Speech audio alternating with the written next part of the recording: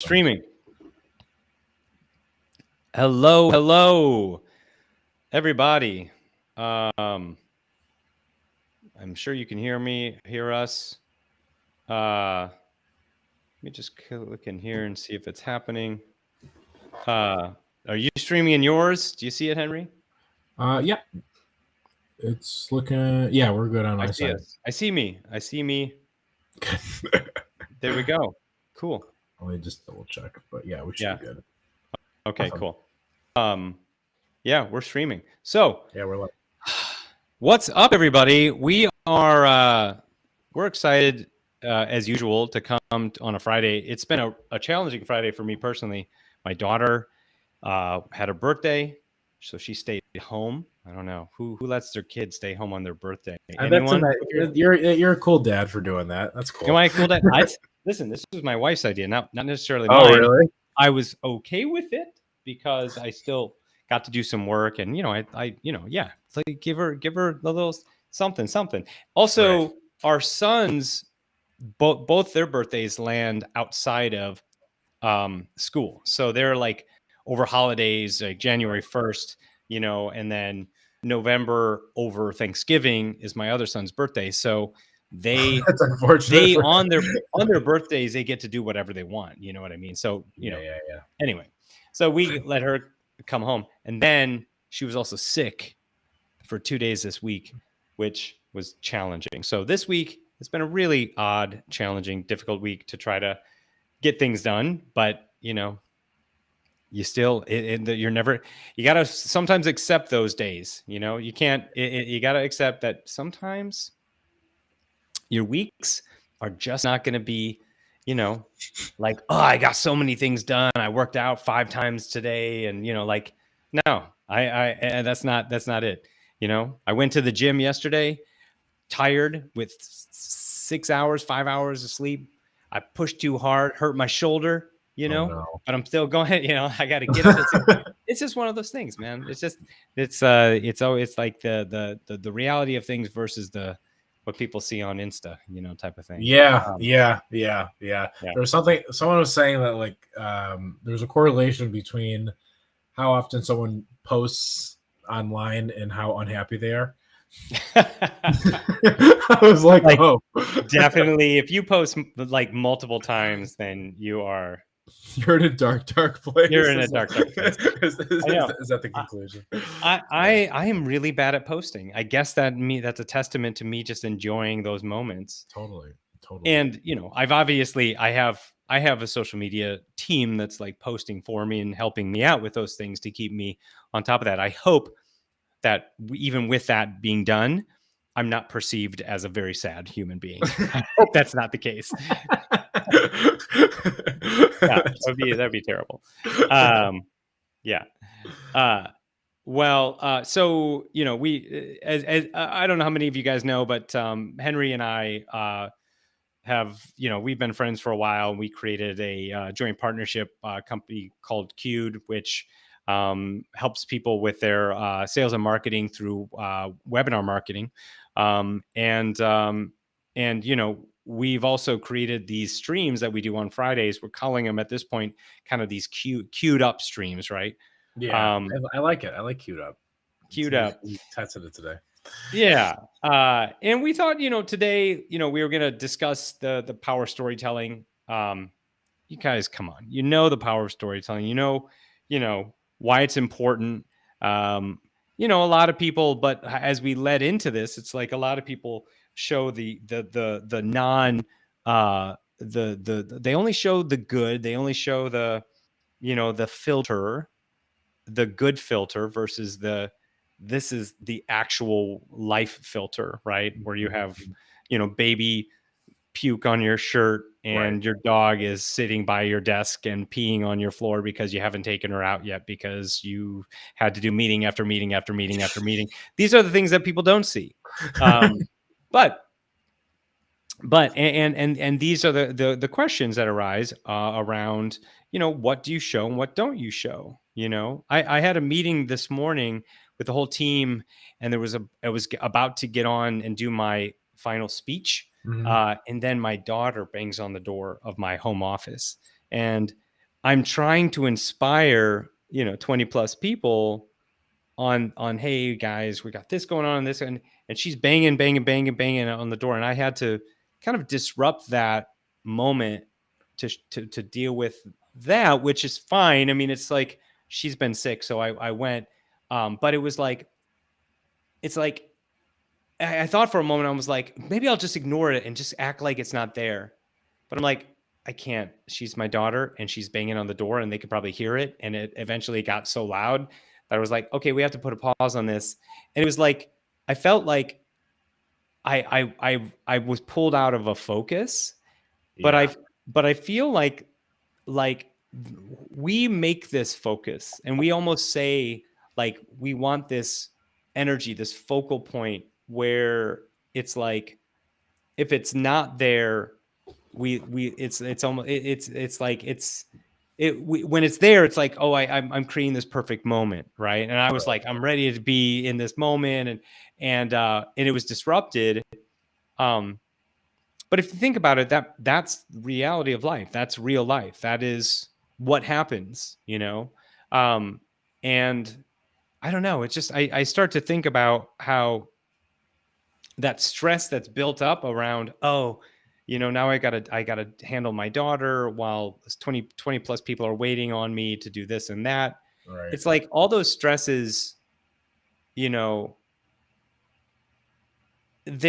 what makes up real life. And it's like, at the end of the day, I think people all understand that that's what it is. And it's almost like not shying away from it or hiding it or locking the door and allowing the banging to happen, but more so about just letting the mess happen, letting that enjoying the chaos. Yeah. Letting that level of embarrassment just happen and then just breathe through that moment, Right. Like, who was that? Wasn't there somebody, getting on like when all of us were home, it was like getting on, a news correspondent person was at home and like completely yelled at their kid.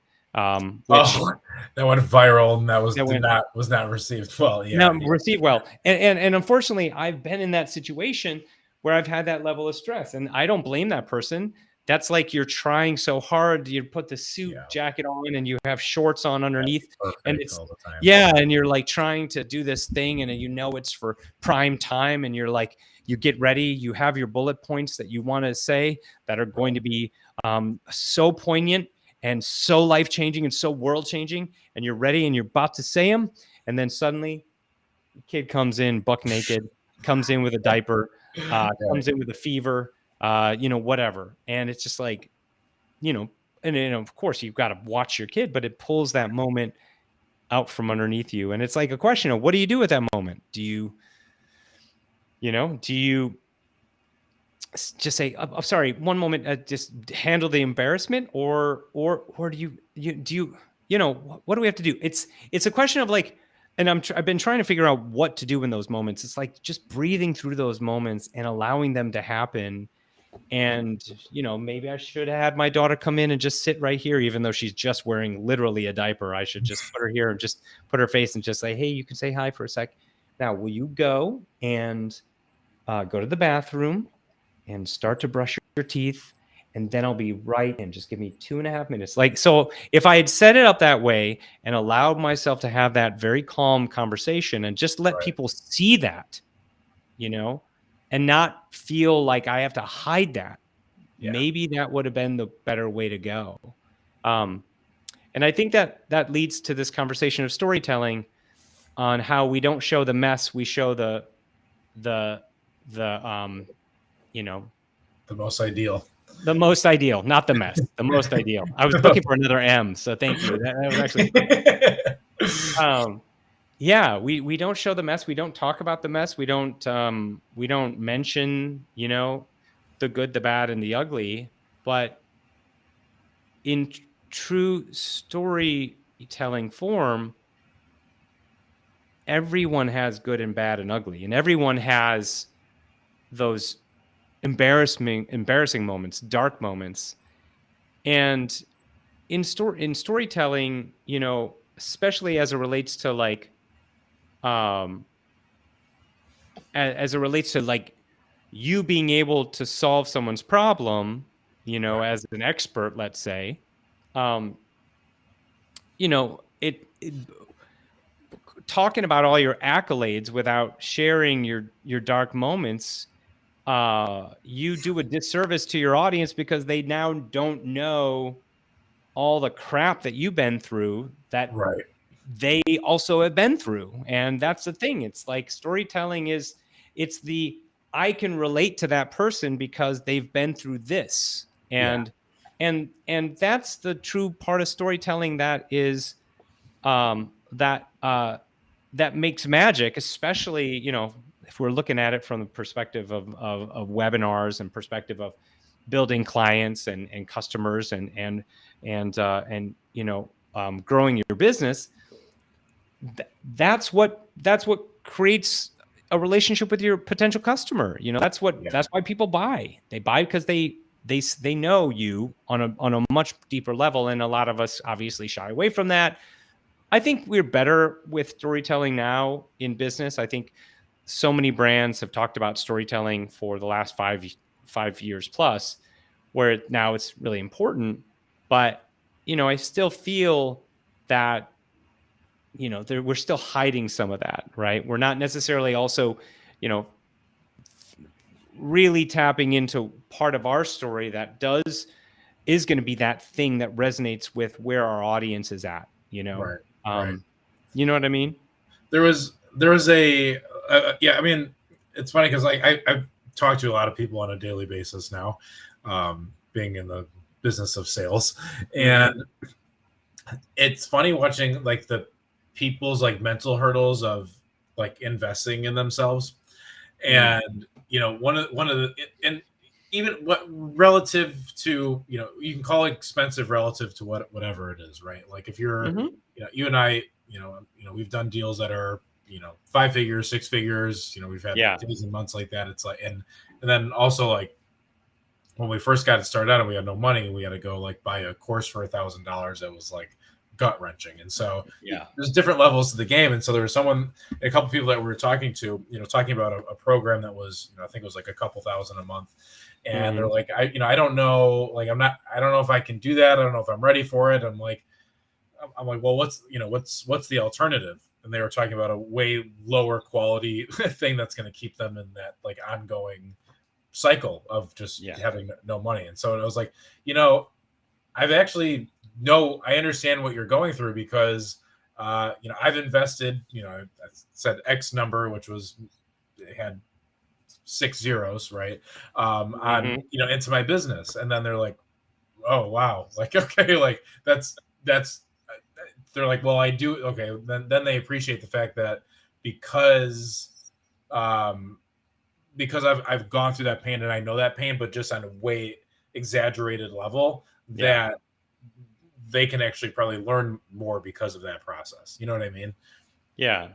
I think that's the part of it, is that storytelling is all about how you've been at where they're at. Right. And through your own discoveries, you were able to get through that to wherever you're at now, which is obviously, presumably, a much higher level than where you were at before. And they are at a level that you used to be at, and now you're. And so now the relatability factor is, yes, I was here and I had to figure out the hard way, which got me to here, but I also invested and spent this much, where if you are spending, you know, a lot less with me, I can get you there faster because I've been where you're at and I've gone through the steps, and I know what can happen if you don't invest in yourself now, you know? And I think that's the thing that obviously, you know, you can have the solution to their problem all day long, you know, oh, I can build you a funnel that's going to generate revenue for you. But at the end of the day, it's, you know, at the end of the day, it's got to be that they need to know where you've been. They need to know the bad that you've gone through, you know, the listen, you know, I had to go through this and this to realize that this is the thing that actually worked, right? Yeah. And so you have to paint that picture for them, and that all the power, the storytelling is all about how it relates to your audience, right? It's all about how it resonates to your audience. It's not about, I've got these accolades, and how you talk about how awesome you are.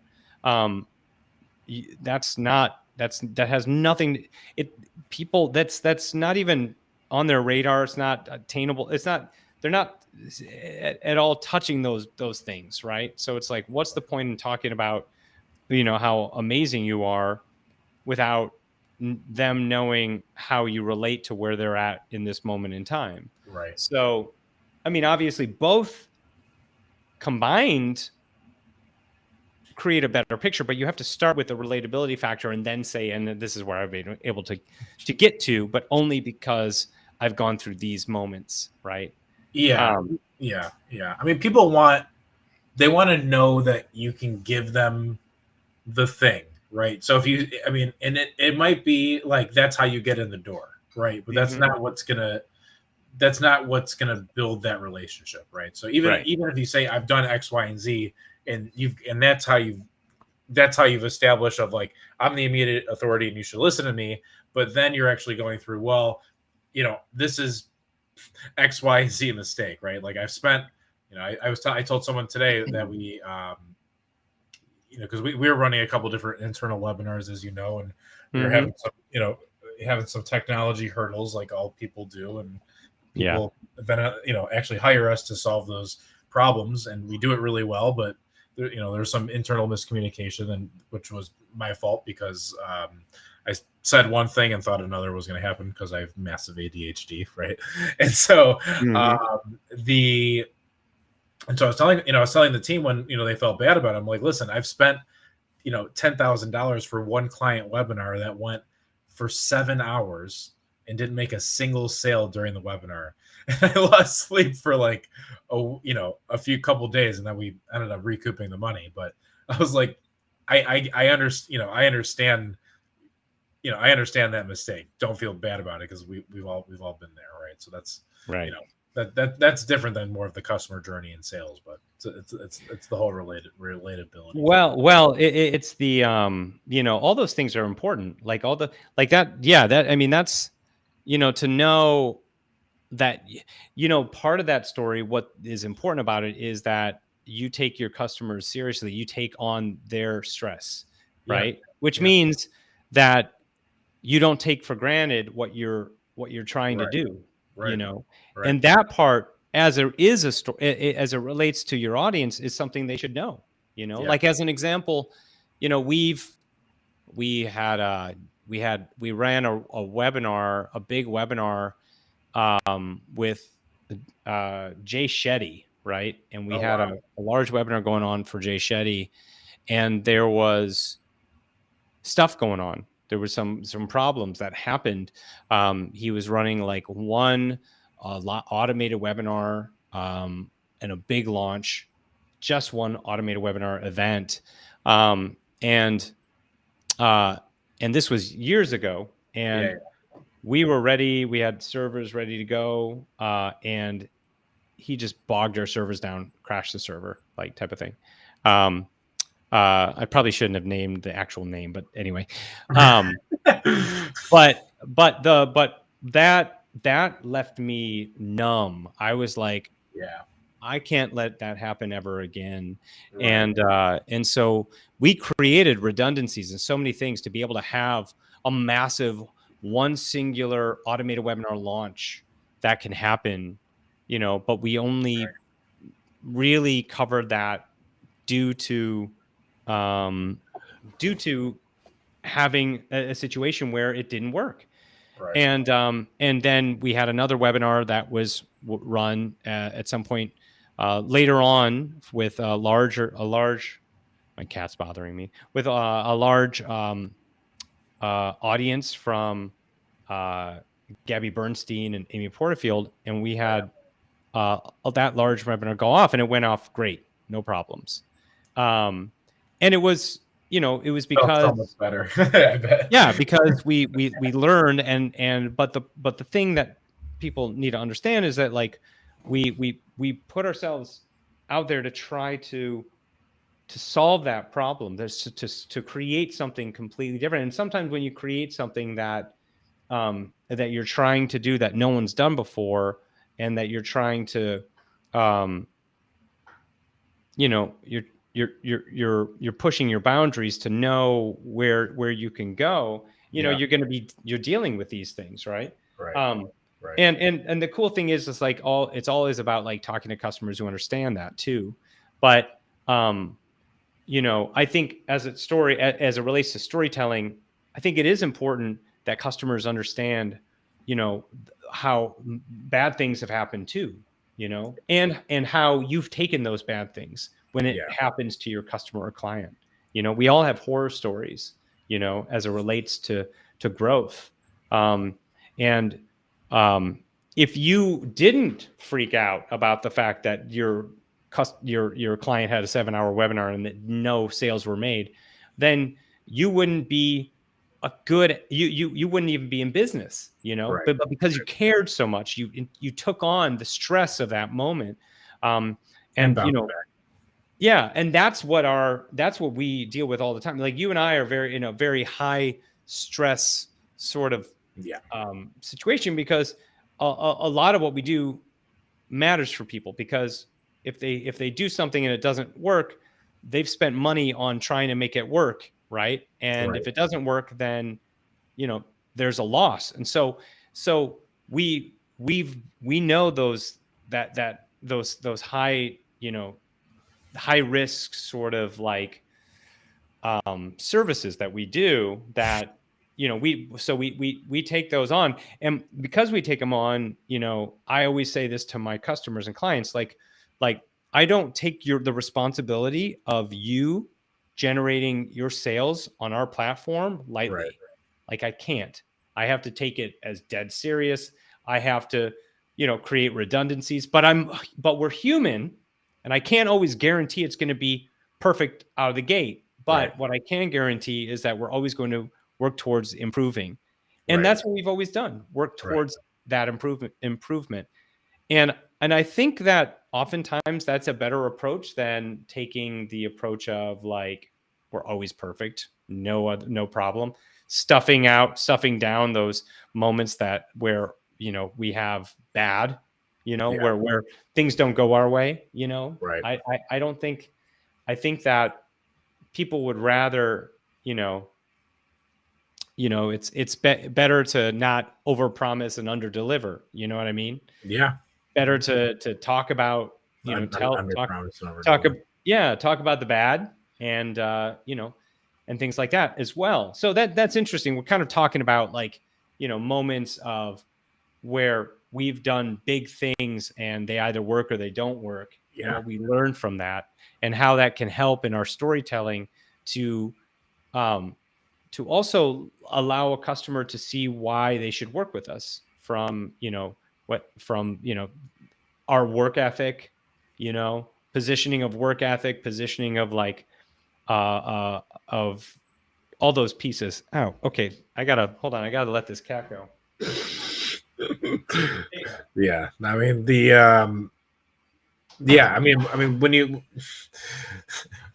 because when you're absorbing that kind of responsibility, especially when it comes to like video and doing these type of events, it's not like it's a landing page and there's some people that are visiting and you make improvements because it's like this evergreen thing. It's like, you have people that signed up for an event that expect to be there. They expect everything to be working, on your side, on the consumer side. So, and if it's not working at that exact moment, it's not forgiving. It's like not with what we're doing. Like we don't have a forgiving environment because we have competitors that spend hundreds of millions of dollars more than we can afford on their technology. So it works just the way it needs to. Right. So it's interesting because it's like all that stress is really consolidated into like a event, like one single event, which is one singular moment in time, oftentimes. And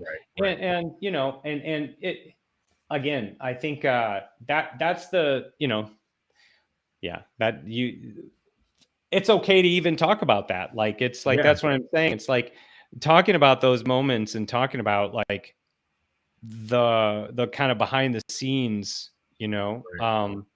and How many eggs on your face did you have to take? yeah, how many eggs? I mean, man, So many. I mean, yeah, and I've run webinars on other platforms that never worked, Right. that I spent tons of money on. I mean, it's happened, but it's also, if I think about that thought alone, then it really is about like, you're doing something that 99% of the people out there have decided not to do potentially, like Right.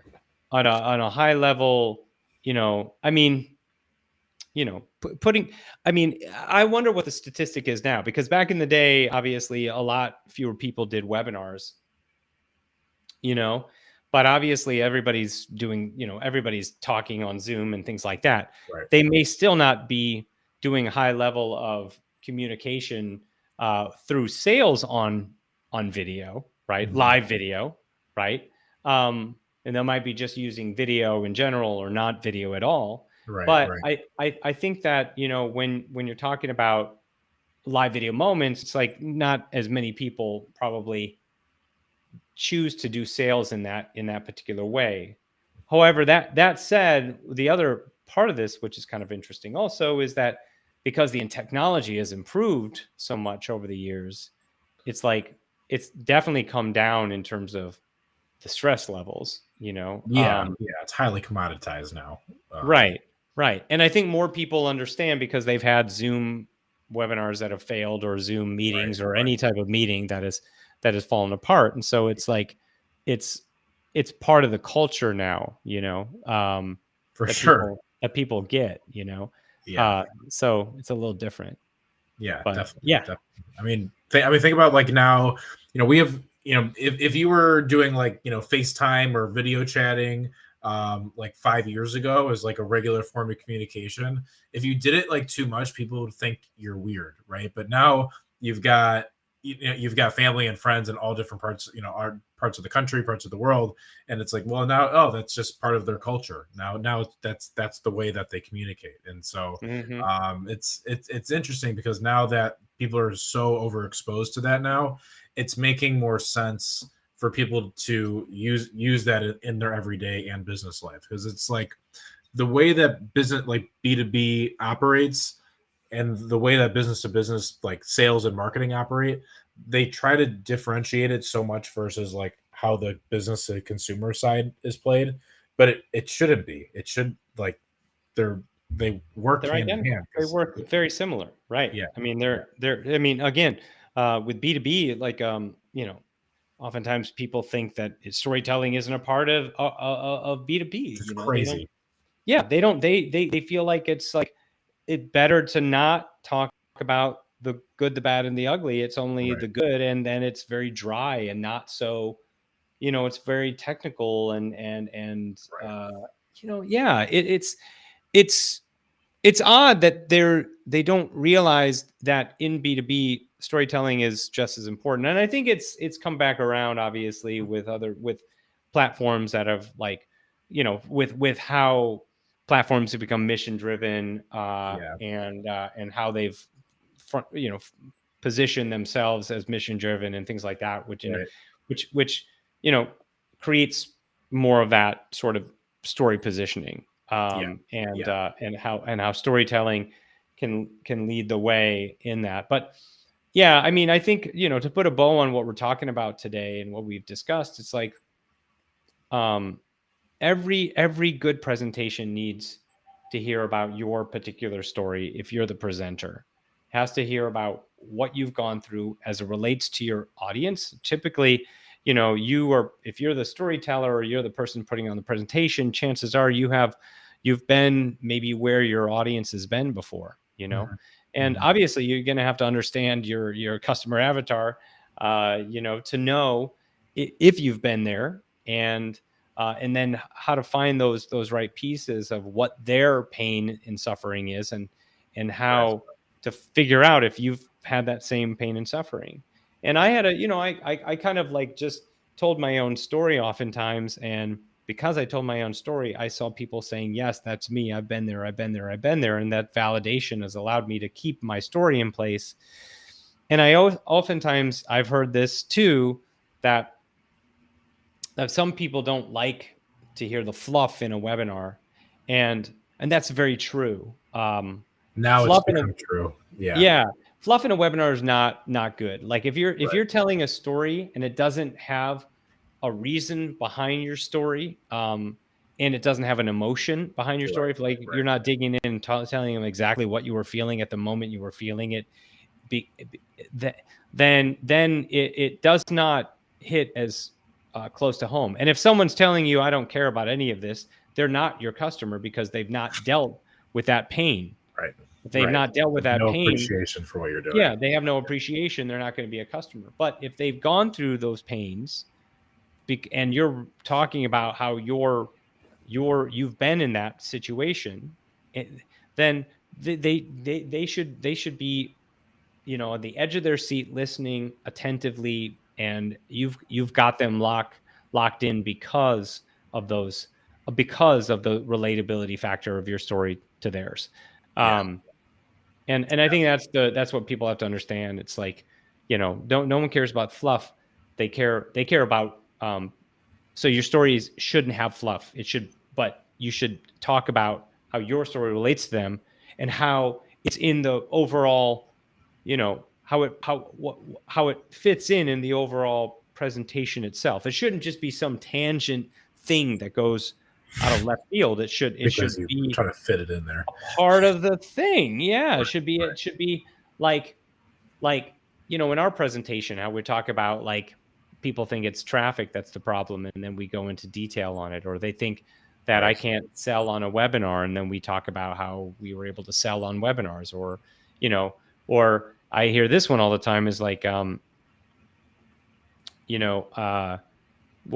people, I do. When it comes to like the whole, like, can I sell off a webinar? And I tell the story of like how I was terrible at running webinars, an overshare. I sucked at it. And, and I did webinars where the internet was cutting out, the microphone was broken. And with all that, I still made money. Right. So my stories are true. And they're all about, like, this is a misconception, because if I can do it, you can do it. I'm trying to demystify the whole thing. Yeah. It's not like I'm sort of someone special that can make money off a webinar. No, I'm the,